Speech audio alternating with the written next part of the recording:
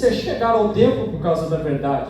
Mas quando a mensagem é sobre dinheiro, sobre prosperidade, quando a mensagem é sobre casa aberta, chave de porta de casa, sobre carro, muitos querem ser chegados. Quando um pregador é de fora, quando um pregador vem de muitos outros lugares, é conhecido, tem nome, muitos se chegam. Mas quando Deus usa alguém para falar a verdade ela vem para confrontar aquele que é servo de Deus.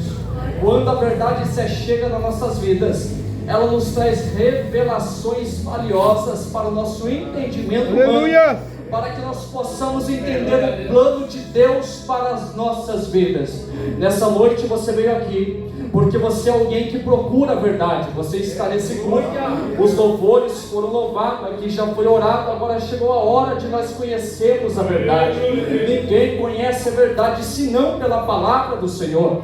Muitos buscam revelações, eu creio em revelação, sou um homem que recebeu muitas revelações, mas o foco de Cristo não é só revelação, é falar para você a verdade que Ele tem para te expressar. O interessante aqui, irmão, é que nós estamos diante de um contexto sagrado, na qual o livro de João, o Evangelho de João vai nos dizer, em alguns capítulos anteriores, quando Jesus ele vem a mandado do Pai, ao Deus Altíssimo, ele nasce numa manjedoura. Jesus poderia ter nascido num berço de ouro, mas nasceu humilde para mostrar que mesmo a tua vida que estava prestes a cair no mundo do pecado, mas o interessante é que quando Jesus ele começa a pregoar a sua palavra, aqueles que eram o seu próprio povo, os judeus, muitos os discriminavam, porque Jesus ele curava no sábado, e a lei quem fez foi o próprio Jesus, porque ele também é Deus. Jesus é o próprio Deus, o Pai, o Filho, o Espírito Santo, a Trindade Celestial. Em três eles são um só. Então quando Moisés estava naquele tempo, no monte, quando ele recebe a ordenança de Deus dos mandamentos, agora Moisés, aleluia, ele recebe a ordem de Deus: não matarás, não adulterarás, não roubarás do seu próximo. Ele recebe essas ordenanças, e Jesus ele veio também para cumprir a lei. Mas pelo contrário, muitos dos fariseus achavam que Jesus viria para ficar sentado dentro do templo, para ficar cuidando da política da boa vizinhança, ou para cuidar do saneamento básico em Israel. Mas o interessante é que Jesus não veio para ficar sentado, Jesus não veio para ficar parado, Jesus ele veio para buscar pecadores arrependidos para a sua presença. É por isso que você está aqui essa noite. Não é porque eu sou melhor, não é porque eu canto, não é porque eu prego, é porque Deus decidiu olhar para você e dizer: eu quero você na minha presença, eu quero te usar, eu quero te honrar na face dessa terra. Aleluia. Agora Jesus está vivendo diante do seu próprio povo, e o povo que era para aceitar Jesus agora está discriminando. Ele não é o Messias, ele é um falso mestre, porque ele cura no sábado, ele faz coisas contrárias à nossa lei. Eu me lembro de uma passagem, quando Jesus ele entra no tabernáculo, ali tem uma mulher que está corcunda. Ele olha para aquela mulher no dia de sábado e diz: levanta-te e ergue-te, e aquela mulher é curada. Eu me lembro também quando Jesus ele passa pelo homem em Jericó, ele chega, coloca as mãos nos olhos dele e diz que você veja, e ele sai vendo. O interessante é que eu olho, quando ele passa no tanque de Betesda, ele deixa de ir na festa para ser chegada no tanque, olhar para o homem que estava paralítico há 38 anos e dizer: pega a tua cama e anda. Jesus não veio para ficar parado, Jesus veio para salvar pecadores arrependidos diante da sua graça. Aleluia! E a graça de Jesus, ela é interessante. Por quê, irmão? Porque a graça é de graça. Não é por méritos, não é porque eu mereço, não é porque eu faço, é porque a graça é de graça. É alguém que fez e pagou no meu lugar. No lugar onde era para mim ter ouvido, alguém chegou lá e disse: esse preço você não pode pagar, deixa comigo que eu vou pagar para você. Aleluia! É por isso que quando dá vontade de você parar, é por isso que quando dá vontade de você retroceder, a graça chega em você e diz: você não vai parar, porque o preço foi pago. Jesus morreu na cruz do Calvário para você persistir na presença de Deus. E o contexto da mensagem é todo esse. é Jesus fazendo a sua missão, fazendo aquilo na qual o Pai projetou na vida dele, e pessoas procurando Jesus para matá-lo. Mas o interessante é que agora eu chego no capítulo de número 8 de João, e nos vai nos falar sobre uma mulher adúltera. Como eu disse para vocês, Jesus ele veio para cumprir a lei, mas quando Jesus ele vai para o Monte das Oliveiras, agora Jesus retorna e fica no templo. Ali os fariseus já estavam perseguindo Jesus a ponto de querer matá-lo. Mas nós sabemos que Jesus ele não se preocupou com isso, porque quem tem promessa, Deus não deixa nem antes nem depois morrer antes que ela se cumpra. O interessante na vida de Jesus é que agora Jesus ele está ali tranquilo, desenhando na terra. Eu imagino Jesus num dia tranquilo, desenhando na terra ali tranquilo. Agora chegam os fariseus ali com a mulher, e eles olham para Jesus e diz: essa mulher foi pega no ato de adultério. Agora, essa mulher pela lei mosaica, a lei de Moisés, a lei manda que nós apedrejamos ela para que ela morra. A lei manda que essa mulher morra pelo seu próprio ato. A palavra de Deus diz que o pecado é o salário da morte. Agora, uma mulher, ela precisa pagar pelo seu pecado. Mas o interessante é que quando Jesus ele veio, ele não veio para julgar ninguém. Jesus veio para dar vida e vida com abundância. Agora Jesus, olhando para aquela cena, Jesus vai entender que agora os fariseus estão querendo incriminar Jesus, achar uma brecha na vida de Jesus, para tentar matar, acabar o projeto de Deus na vida de Jesus. Mas Jesus, sendo um homem inteligente, sendo o próprio Deus que tudo conhece e tem a sabedoria consigo, ele vai olhar para a situação e vai dizer: aquele que não tem pecado, seja o primeiro a tirar a pedra. Agora, ele volta novamente a escrever na areia. Muitos não sabem o que ele escrevia, mas o interessante é que quem estava com a pedra na mão, vai olhar para a situação e vai se julgar a si mesmo, igual diz no livro de 1 Coríntios: julgue o homem a si mesmo. Agora o interessante é que eles vão olhar para dentro de si, e vão ver que eles não são perfeitos, e vão ver que consigo eles carregam o pecado do mundo. O que eles vão fazer? Eles vão jogar a pedra e vão sair. Só fica Jesus e a mulher. Nessa cena, Jesus vai olhar para a mulher e vai dizer: cadê os teus acusadores? Jesus vai dizer para ela: se eles não te julgam, quem sou eu para te julgar? Vai e não peques mais. Quando Jesus ele dá essa ordem para a mulher, agora essa mulher, os olhos dessa mulher vão ser abertos, porque ela conheceu a verdade. Se eu pecar, eu tenho consequências. Se eu pecar, eu tenho que pagar por aquilo que eu fiz. Mas como Jesus ele veio, e a palavra de Jesus ela diz que Deus ele nunca está indisposto para que ele não possa te perdoar. Tem perdão para mim e para você essa noite. Tem sacrifício para mim e para você essa noite da parte de Jesus. Quando nós se sacrificamos na presença de Jesus, Jesus abre os braços e diz: eu te perdoo, eu te aceito mais uma vez, porque o reino de Deus não está retraído que ele não possa te alcançar novamente. E o contexto é todo esse, irmão. Jesus perdoa a mulher sai de cena, e Jesus continua a sua trajetória.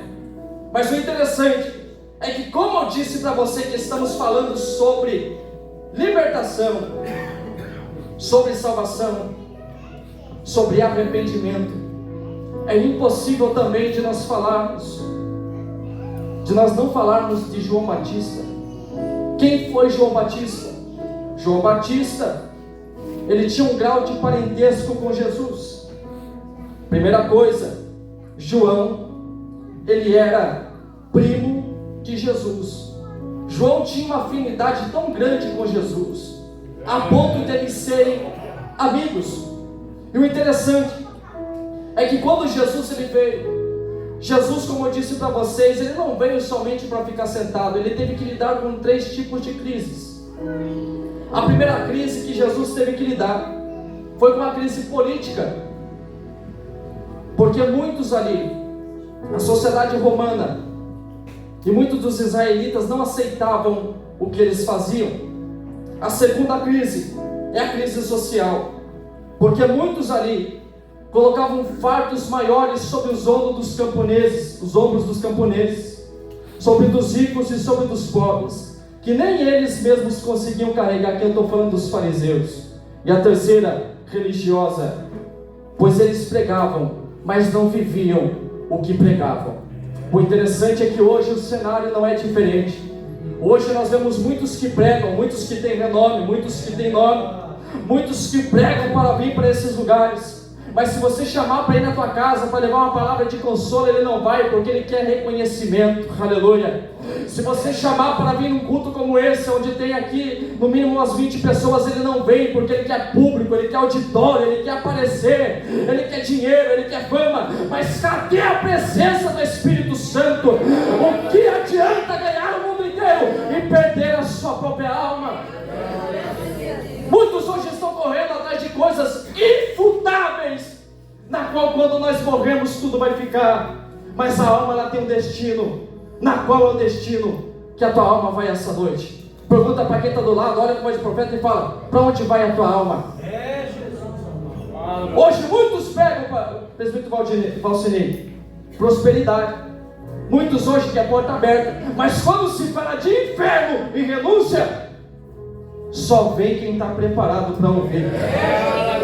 Porque quem está preparado para ouvir não tem vergonha de ouvir, porque ele se conhece, Deus conhece a vida dele.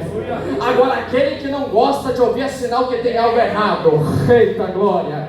Mas se você veio essa noite, meu irmão, não se preocupa não. Deus fala comigo e com você, porque Ele ama eu e você. Aleluia! Sabe o que é interessante, irmão? É que tudo acontece. Jesus ele caminha, Jesus ele tem que lidar com crises, mas antes dele começar a sua trajetória e o seu ministério, Deus vai preparar alguém chamado João Batista. João Batista, ele relata a vida de Jesus, e ele tinha 3 conexões com Jesus. Eu disse para você, a primeira era familiar, eles eram primos. A segunda era ministerial, porque Jesus preparou o caminho para o Cristo. E a terceira, espiritual. João era servo de Jesus, pois João preparou o caminho para o Cristo se chegar. A expressão aqui, preparar o caminho, é tirar os tropeços, é tirar tudo aquilo que impede eu e você de se chegarmos na presença de Deus. Era como se Deus olhasse para João Batista e dissesse: eu vou mandar o meu filho, mas João, prepara o caminho, porque quando o povo se chegar, eu curo. Quando o povo se chegar, eu batizo. Quando o povo se chegar, eu renovo. Quando o povo se chegar, eu faço a minha boa obra acontecer, porque a palavra de Deus diz: não tem nada que impeça o trabalho de Deus sobre a minha e a tua vida. Quem crê nessa noite? Você não veio aqui à toa, irmão. Você não veio aqui para perder tempo num dia de frio como esse. Podia estar no sofá deitado, comendo pipoca, assistindo um filme, mas o Deus tocou no teu coração e disse: vai cultuar, vai para a igreja, porque é lá que eu vou responder a tua oração.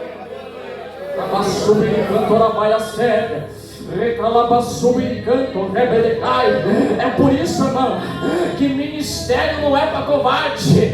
Ministério não é para quem fica fazendo figuinha. Se ele me der, eu vou. Se não der, eu não vou. Se ele me colocar na posição, eu faço. Se ele não colocar, eu não faço.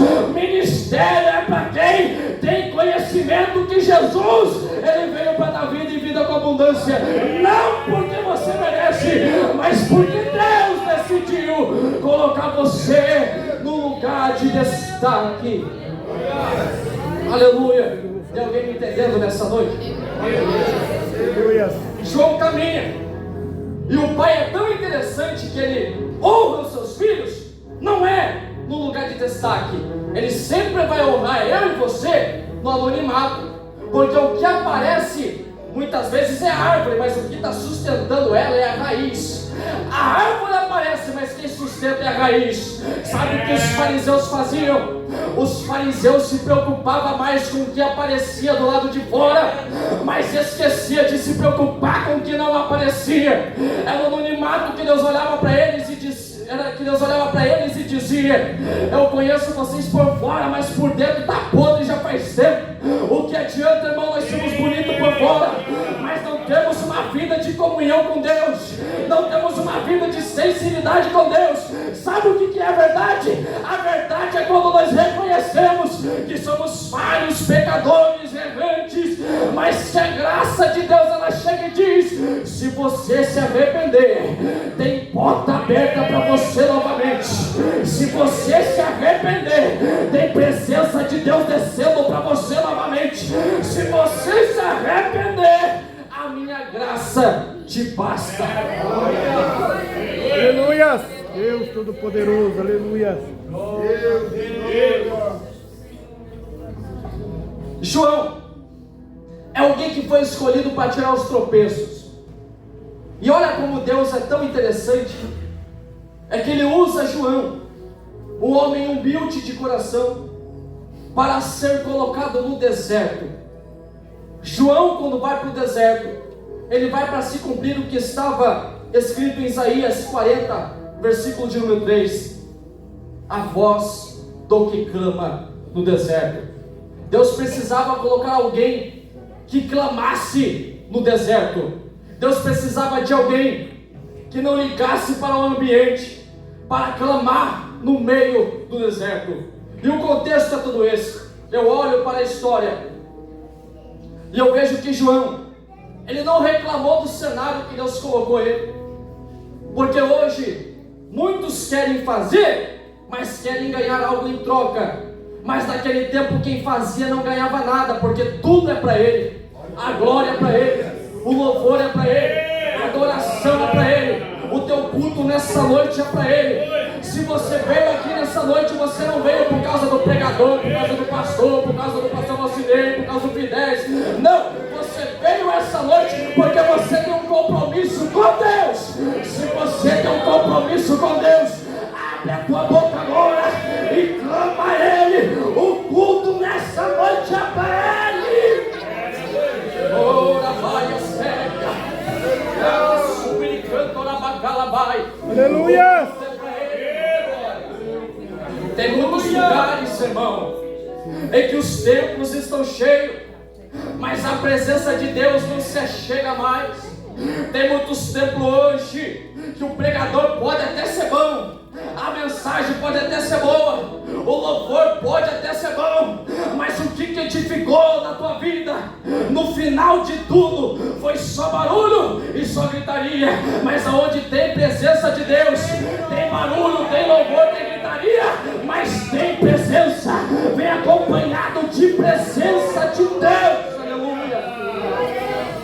Eu não sou contra ao Pentecoste, eu nasci num berço evangélico pentecostal. Quando eu comecei a fazer teologia, falaram para mim: você vai ficar frio na fé. Mas só me edificou, sabe por quê? Porque a verdade é conhecimento. Quando nós conhecemos a verdade, ela nos liberta da escravidão do mundo. Quem olhava para mim antigamente, olhava para mim e dizia: é um coitado, é um derrotado, vai morrer nesse lugar. Meu testemunho é grande, mas eu não vou contar aqui, eu não vim falar sobre mim essa noite, eu vim falar sobre Cristo. Mas o interessante, irmão, é que Deus, Ele nunca vai olhar para você e vai dizer: você está sozinho. Ele vai olhar para você e vai dizer: eu estou contigo. Deus, Ele não te abandona. Jesus não te abandona. Jesus foi abandonado, mas no final Ele reinou sobre a glória novamente. O que eu quero que você entenda é que João estava no deserto, no lugar de destaque não. João também era criticado pelos fariseus, porque a mensagem de João era: arrependei-vos. A mensagem de João era uma mensagem dura. A mensagem de João era: se você não mudar, você vai morrer. A mensagem de João era: se você quer ser salvo, fica preparado, porque Cristo está vindo aí. Agora, eu olho para esse texto e vejo: João estava vendo consigo uma grande multidão. João estava preparando o caminho, e muitos se achegavam no deserto para ouvir João. Entenda que os fariseus que não ouviram João na sinagoga, agora vão sair da sinagoga e vão descer até o deserto para ouvir João. Porque profeta que é profeta é assim, irmão. Ele pode até não ter destaque dentro da igreja, mas aonde ele vai, a presença acompanha a vida dele. Aonde ele vai, Deus acompanha a vida dele. O interessante é que João está no deserto. João começa a pregar. Os fariseus começam a se chegar no deserto, acompanhado de muitas pessoas. Agora João podia olhar para dentro de si e dizer: eu vou pregar o que os fariseus querem ouvir, porque se eu pregar, pode ser que eu pregue na sinagoga, pode ser que eu fique famoso, pode ser que eles me dêem um lugar de destaque. Mas João, ele era cheio da presença do Espírito Santo. Ele não se corrompia por aquilo que muitos falavam, ele não se corrompia por aquilo que ele queria fazer, não. Ele tinha um alvo, é Cristo, é preparar o caminho, é tirar o tropeço, é fazer com que o povo se chegue até a presença de Deus. Como que o povo vai ser chegado até a presença de Deus? É falando sobre mudança. Arrependei-vos, arrependei-vos, arrependei-vos, arrependei-vos, arrependei-vos. Por que me arrepender, João? É porque se você não se arrepender, você não verá a glória de Deus.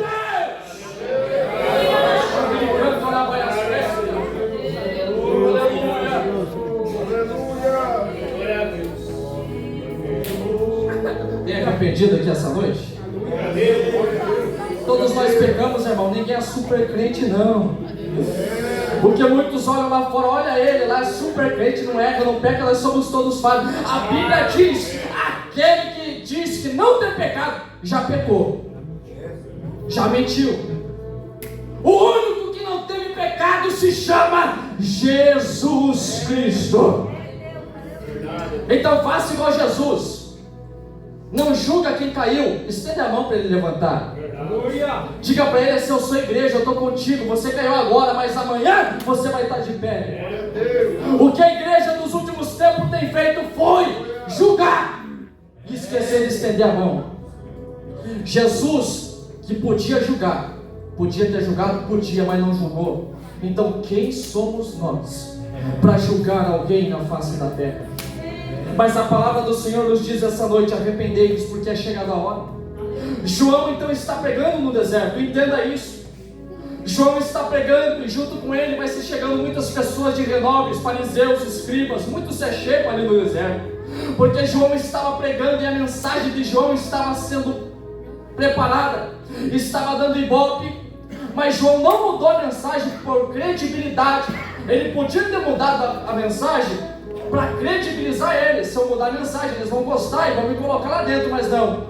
Quando os fariseus se chegam perto de João, começam a ouvir a mensagem, João vai olhar e vai dizer: raça de víboras, não vê que é chegado a ira vindoura? Não vê que é chegado o reino dos céus? O que ele estava querendo dizer? Se vocês não pecar, se vocês não se arrepender, vocês não entram lá dentro.